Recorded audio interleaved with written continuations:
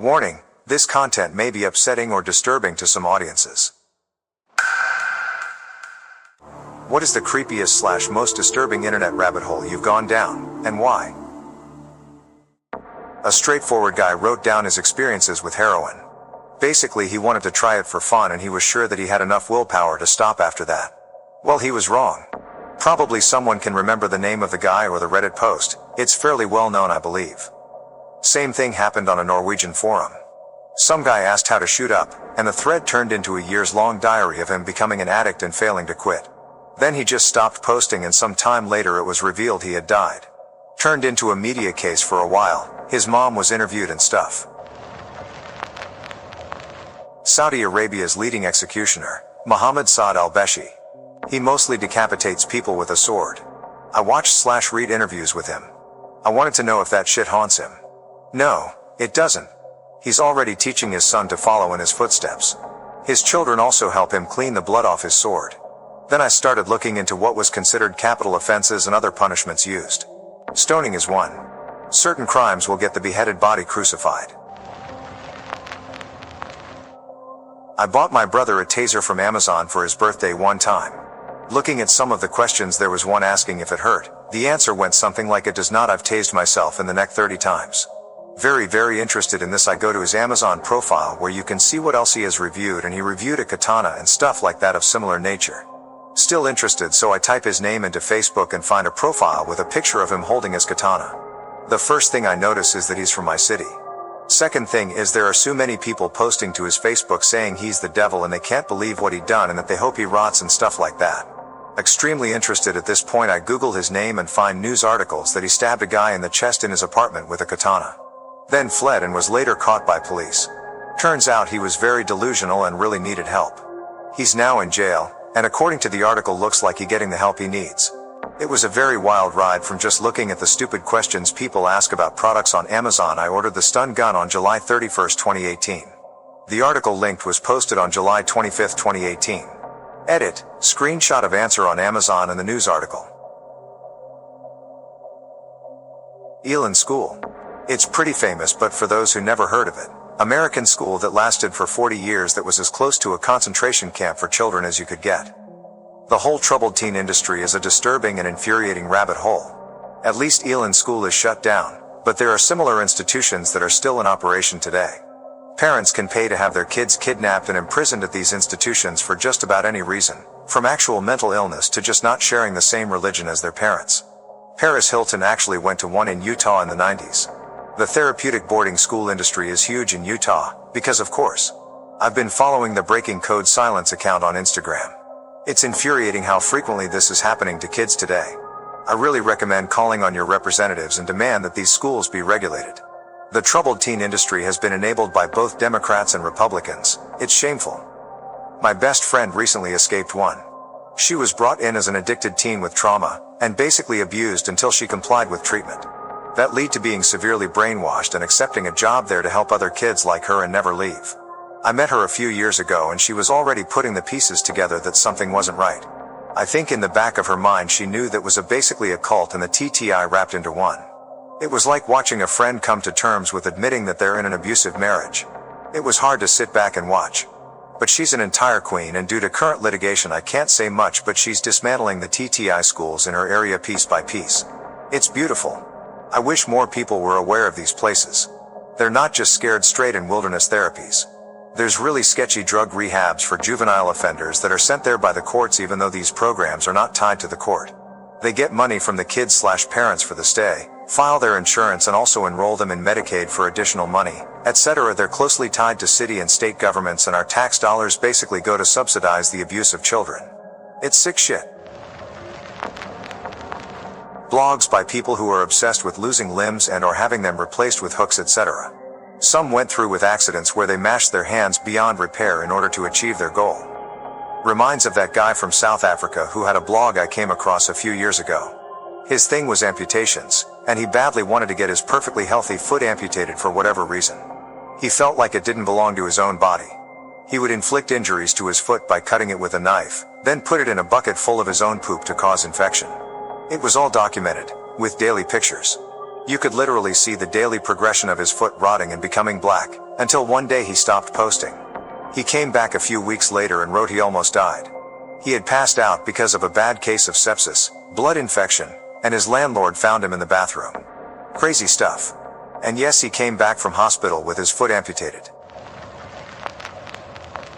One of the weirdest for me was reading about the violence in Yugoslavia during World War II, especially about the Croatian Ustaše and the Jasenovac concentration camp.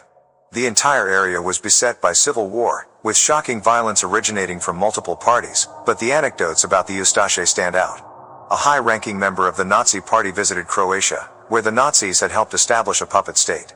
Witnessing the extent of the violence himself, he was quoted as saying, "This is enough to make a man vomit." Jasenovac is something no mortal man could bear to witness. There's a doc called The Bridge, which captured 23 of the 24 suicides from the Golden Gate Bridge in SF in 2004. Apparently the bridge is a wildly popular suicide site. By 2004, there had been more than 1,200 suicides, with a 98% death rate. Anyway, it's really dark and sent me on a little research expedition of the suicides. Apparently, the 2% that survive say they instantly regretted jumping midair. And that starts to make you think about suicides and how much pain people are in to take that step, and yet there is a shock of clarity once they've done the irreversible. Just reading about that desperation and sadness triggered so much in me, I really can't go down those rabbit holes anymore. Pulled up a site once that had pictures of celebs that were taken after they died, the most prominent one I remember being that of Chris Farley.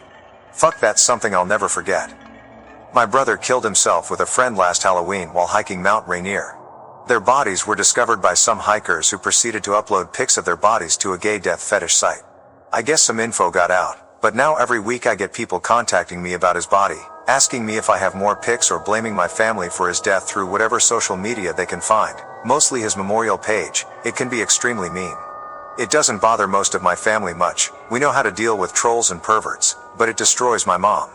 Never forget the purpose of the communities you visit. To you that celebrity site is just a passing curiosity, but this is a site with an active community that seeks out corpses to wank to. They are highly fucked up at best, and are likely extremely dangerous considering some of these threats I've gotten. I did a bit of research about school shootings around the world, from Columbine to the most recent one in Mexico at the time. It was terrifying to read the survivors' testimonies. I just imagined what would I do if that happened in my school, and ended up crying thinking about my little brother's fate in those circumstances. Also, the statistical analysis and studies about the topic are unnerving, since they seem to be more frequent globally every year. And I hated getting to know about those groups that praise shooters. I would prefer if I didn't know those exist. It's frustrating. History of the Aztecs and Mayans. Specifically about all the human sacrifice they did. I think the Aztecs sacrificed at least one person a day, and there was one event that historians/archaeologists speculated some number in the thousands. Super interesting, but must have been nuts to come across that as an outsider. A sci-fi timeline PDF I found a while back, I think it was on the World Building sub. It was a timeline of humanity that started it off relatively normal, detailing human evolution as they colonized Mars and the stars beyond. It descended into body horror when they came into contact with an advanced race that for some reason I forget gene-modded the majority of humans into non-sentient species and seeded them across the galaxy. It then went into great detail with each of these species separately and their climb back to sentience. It ended with one of the new humans that evolved back to sentience standing beside original human skull. I haven't been able to find it since, but shit got dark. Edit. I found it again. It's All Tomorrows, a billion-year chronicle of the myriad species and varying fortunes of man. Link here if anyone wants it. Temple OS is a trip worth the read. The guy behind it was pretty genuinely insane, literally and figuratively. He used his home brew operating system to talk to God, and believed he was married to a YouTuber that didn't talk to him. Truly a sad story. He often called himself the greatest programmer who ever lived, and he's right, he coded an entire OS by himself. He was a genuinely nice guy when he wasn't spewing out craziness. Struggled with schizophrenia, was stuck by a train and died, but investigators couldn't decide whether it was suicide or not. There's this guy on Facebook, I wish I could remember his name, but he married his doll and has photos together of them everywhere. At first I thought it was a troll account, but the more I looked the creepier it got. The dates on the photos dated back years, and he showed off his doll's wardrobe and all the possessions he had of hers, and then There were multiple friend accounts of different sex dolls on his page that's completely public, but genuinely the weirdest part to me was that he lived on a farm in the middle of nowhere. Like, imagine if someone accidentally ended up there. Edit. I spent an hour last night looking for it, and surprisingly it's apparently more common than I thought. WTF is wrong with people anyways? I'll look some more today because it was a viral share. I read about the Japanese concentration camps being especially horrible on Reddit, and that was extremely depressing and fucked up, but I couldn't bring myself to stop reading. Yeah, I fell down the Unit 731 rabbit hole for a while back in 2018. I think I felt weird for a full week afterwards. One thing that stuck with me was reading an interview with a surviving scientist who, when asked if he felt guilty, he responded, "No. We did nothing wrong. This was war, and in war, you have to win." A relative of mine is a social worker who deals with older people. She helped arranging care for a man with Alzheimer's a few years ago. Unfortunately, a lot of people with this disease regress into very old memories. This man had been a prisoner of war of the Japanese, been subject to torture and all sorts. He was in a constant state of terror because his memory had regressed to the point where he thought he was back there and there was nothing anyone could do about it for him. Absolutely awful. Reading about John Jones, the spelunker who got stuck upside down in a narrow crevice at Nutty Putty Cave in 2009, scared the hell out of me. Rescuers got to his feet, talked to him for hours, but just couldn't get him out. Ultimately, the cave was sealed with his body inside.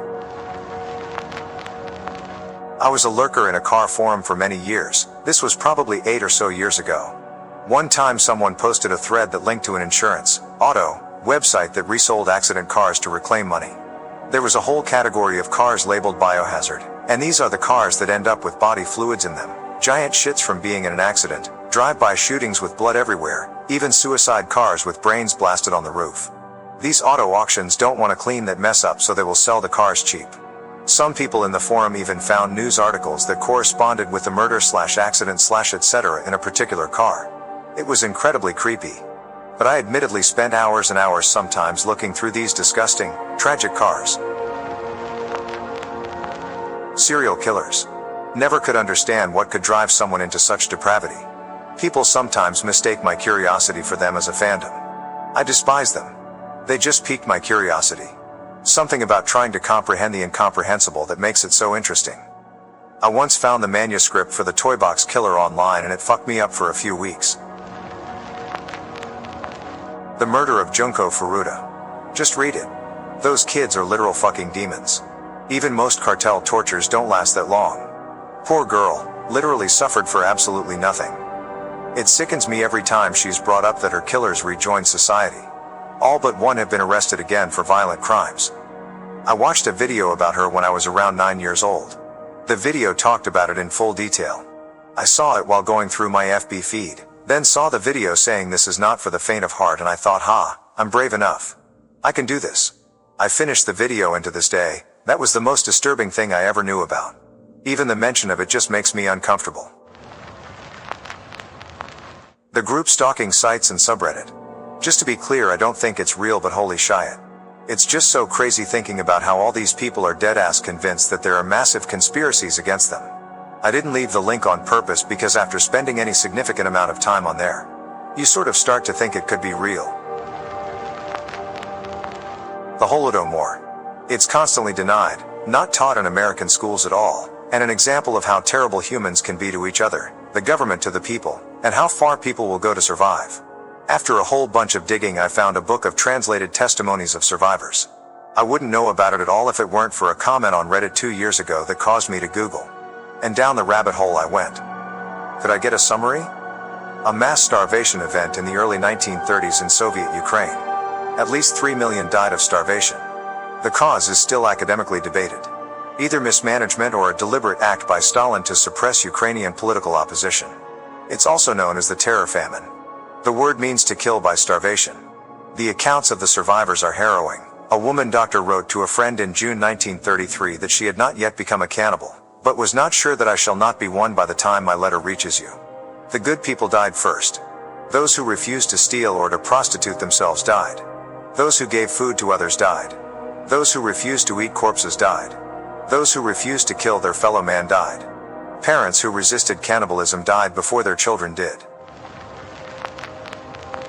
Jonestown Massacre. A cult lead town that all were coerced into suicide. There's an audio recording on YouTube of the whole town committing mass suicide. Albert Fish, a cannibal serial killer that wrote a letter to the parents of one of the little girls he ate. Edit, I thought of 3 others, because I'm weird I guess and I know a lot of fucked up things. Number 1. The murder of Sylvia Likens. It's a really fucked up story about a girl who was being horrifically abused for months. Number 2. Thalidomide was an over-the-counter drug sold mostly in Germany, marketed as being safe for pregnant women, mostly being to help with dizziness and morning sickness among a few other things. However, mothers who used thalidomide most certainly gave birth to babies with birth defects, primarily with shortened or missing limbs. Some of the thalidomide babies ended up just fine and very successful, but this was the 1960s, so many were terribly mistreated. The company still hasn't done anything to make up for it. I have fallen down too. Both lasted about a week. First was John/Jane Does who have never been claimed or identified. Second was people who have disappeared without a trace. I feel this one tugged more on my emotional strings, especially stories involving kids. One that has stuck with me as a little boy who disappeared on a scout hike, Jared Negrete. That is one of my greatest fears when I take kids hiking. I wanted to learn more about gender dysphoria to better understand trans people and such. I learned about this set of twins, Bruce and Brian Reimer, born in the 1960s. They were boys, but Bruce had a botched circumcision, so he had gender reassignment surgery and was raised as a girl, named Brenda. The twins were sent to a doctor named John Money who wanted to prove that gender identity is learned. He made the twins as children role-play in certain positions to reinforce the gender reassignment. Brian developed schizophrenia in his teenage years, and Brenda never learned to live as a girl despite constant reinforcement and hormone therapy. At 14, he was told of his surgery at birth, rejected his forced female identity and took on the name David. David Reimer committed suicide in 2004. This will sound mild compared to the stories of actual torture and war crimes, but I heard the whole story about a Reddit user named Jason in Hell. For those who don't know, it was the real story of a man who posted in r/relationships about his wife cheating on him with a neighbor. Jason finally decides he's going to leave his wife and take the kids with him. But then the wife actually murdered the children while he was away at work. Jason made a follow-up post about dealing with the pain and grief of what happened, but he seems to be doing his best despite everything that happened. Edit, thank you for all the awards, guys. I didn't expect this to blow up at all. For those who mention the channel, yes, I do remember this from Nexpo. I'm a long-time subscriber. Cave diving accidents. They're always tragic and sad and insanely common in the community due to the dangers of cave diving. But they have been to some of the most untouched areas of Earth, and I kind of get the need to keep exploring even if it's dangerous. I read about a pair of blokes who realized their line had snapped and they were trapped in an air pocket with only enough oxygen for one of them to try and escape for help. Dude had to wait in the pitch black for hours not knowing if his friend had reached help or died along the way. Scares the crap out of me. I can barely bring myself to swim under small stuff in safe swimming pools. I've never tried diving and I really don't think I could conquer that fear. While looking at bird videos, I came across a compilation of Russians on how to create/birth homunculi using eggs and sperm. Watch at your own risk. I'm pretty sure all of the creatures seen in the videos are fake, but I couldn't help watch the entire series. Something about those videos still haunts me to this day. Seeing those creatures move and even blink. Deaths on Mount Everest and how a lot of the bodies are still up there. This was a wiki rabbit hole I fell into after listening to the Casefile episode on David Sharp. Read not only about him but also Green Boots, this couple that got separated, etc. due to the extremely cold temperatures. The bodies aren't that decomposed, so they still look recent even though it's been years or decades. It's creepy and sad. Some bodies have been there so long they are used as markers for climbers. What is also sad is that there have been efforts to remove them, but doing so is extremely dangerous because of the altitude, temperatures, and uneven ground. People have died attempting it in the past. Not sure if they've managed to succeed since I last read about it in 2018. Edit, I'm not 100% sure the podcast was Casefile since I listened to the episode I mentioned 3 years ago. It could have been another true crime podcast. Also, thanks for my first Reddit award. Damn, I wish I remember his name. Years ago I watched a video on YouTube of Elvis' last phone call, which was recorded. In the comments there was this guy who had claimed to know Elvis personally and who went on about how he was in his final days. I grew very suspicious. I clicked his YouTube channel and found more comments on other dead celebrity videos of him claiming to be a family friend. I searched this guy's name and found his weird as website. It was the most bizarre shit I've ever seen. It was full of long posts about how this guy was a lead designer and architect in some important buildings worldwide. It also chronicled all of his celebrity friends. Guy was definitely schizophrenic, I assume. Finding his website was just so odd. It's like looking into a portal into his mind.